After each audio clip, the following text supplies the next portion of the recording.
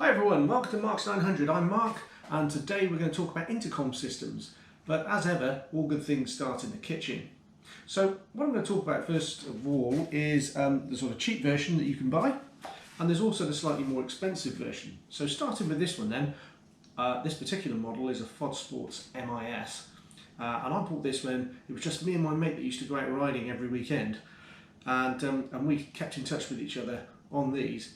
Absolutely brilliant. They come in at, it cost us £50 each, but I think they're more like about £60 now. We used them for a year, and I think on every single trip we said, my God, these are fantastic. It completely transformed the ride out. So much fun. Dead easy to install, slightly tricky to work. I mean, you've only got two buttons and they've got quite a lot of features, so we'll come on to all that in a second, but that was wonderful. Then when there started to be a few more of us, we decided to, after telling everybody to buy these, upgrade to a Packtalk. So this is a Cardo Packtalk, and you can see that's what I've got on my helmet now. So the form factor is not that much different. It's the Fodsports, if anything, is a little bit thinner, but there is a thinner version of this which uses a battery pack at the back as well. This was around about, I think something like £190 each.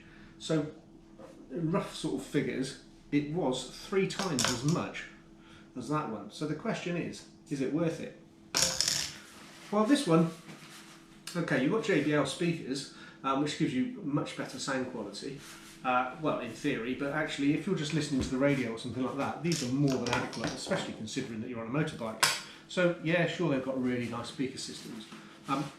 What I would say though is the voice, when you talk to each other through these, the voice is much clearer. It's pin sharp, like sort of digital audio, whereas the voice on this is more like an old analog telephone conversation. So you've got that better quality of voice on the expensive system. But again, if you're just listening to whatever's coming off your phone or whatever, there's not an awful lot to choose between them. Now, if there's just two of you, great, either system. If there's more than two, these things have to chain together, and that's a really difficult thing to do. Well, I say it's really difficult. I mean, there's only 2 buttons, right? So how hard can it be? Well, there's lots of different ways of doing it. The instructions aren't fantastic, and there's lots of people on YouTube showing you how to do that. So I'm not going to get into the details, but suffice to say, there's about 5 or 6 different ways, it seems, to get a row of these talking to each other. And if somebody drops out of that chain, the whole thing just falls apart, and then you have to start pressing buttons to get them all back in together again.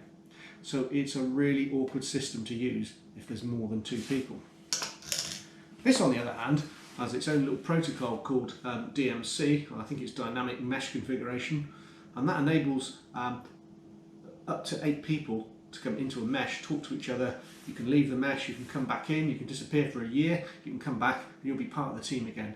No button pushing required, it's just simply a case of turning up and turning your device on. So if you've all got these, life's a dream, and you know, you don't drop your comms out unless you go out of range, but then they come straight back again. What turns into an utter nightmare is if half of you have got these and half of you have got these. So all of them come with their own kind of proprietary protocols so that they can talk to each other very easily, but underneath all that is a Bluetooth, or is the Bluetooth comms. So you can just revert back to Bluetooth on them. So you put that into Bluetooth mode, and you can put this into Bluetooth mode, and then theoretically you can get them all talking to each other. Now, if you can do that, you're a better man than me. I'm quite technical. In fact, I make a good living out of being technical. But despite hours and hours in my spare room with a bunch of these and a bunch of those, I could not get sort of 5 or 6 of them all talking together consistently and well. So we went off on a trip, comms dropped out all over the place, it was miserable. And then we came down one morning and suddenly we were all talking to each other. And then we rode off up the road and it all fell apart.